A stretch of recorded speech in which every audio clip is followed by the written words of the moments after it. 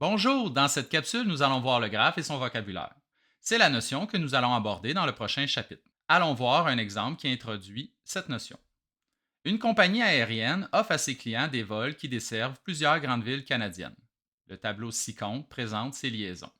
En A, représente cette situation à l'aide de points et de liens qui correspondent aux villes desservies et aux vols disponibles entre elles.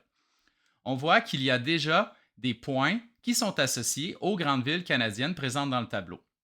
Nous allons ajouter des liens entre ces points qui représenteront les différents vols entre les villes. Chacun des liens peut être représenté à l'aide d'un segment ou d'une courbe. C'est équivalent. À vous de voir.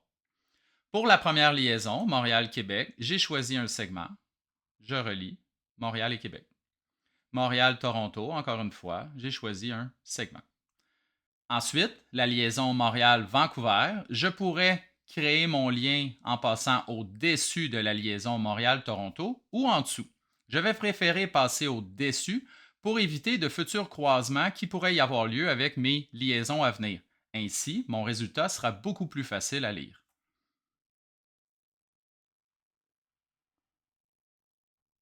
Liaison Toronto-Vancouver, je vais passer également au-dessus. Toronto-Calgary, Toronto-Québec, Calgary-Winnipeg, Vancouver-Calgary et finalement Calgary-Regina. Le résultat qu'on obtient est ce qu'on appelle un graphe et c'est avec ce type de représentation que nous allons travailler dans le prochain chapitre. En B, un voyageur quitte la ville de Québec à destination de Winnipeg. Détermine le trajet permettant à ce voyageur de prendre le moins de vols possible pour se rendre à destination. La représentation qu'on a créée des liaisons, le graphe, est un outil qui va nous aider à répondre à cette question. C'est beaucoup plus facile dans celle-ci de déterminer des trajets pour relier les villes. Donc, à partir de la ville de Québec, il n'y a pas de liaison directe pour se rendre à Winnipeg. Il y a plusieurs trajets qui permettent de relier la ville de Québec et celle de Winnipeg. Nous, ce qu'on cherche, c'est celui qui emprunte le moins de vols possible.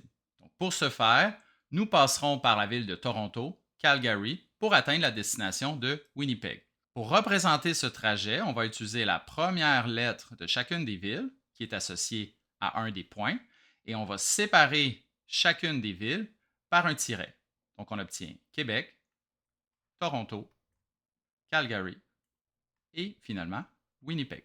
En C, pour son prochain voyage d'affaires, un habitant de Winnipeg doit planifier ses déplacements afin de séjourner dans les villes de Toronto, Vancouver et Calgary. Détermine un trajet qui lui permettrait de compléter son voyage et de revenir chez lui.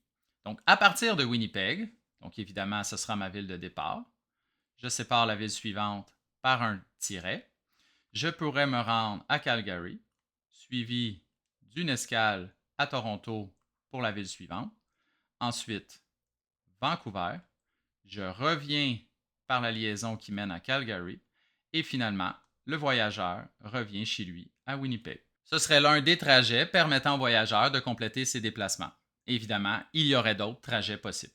Merci, on se retrouve dans la prochaine capsule.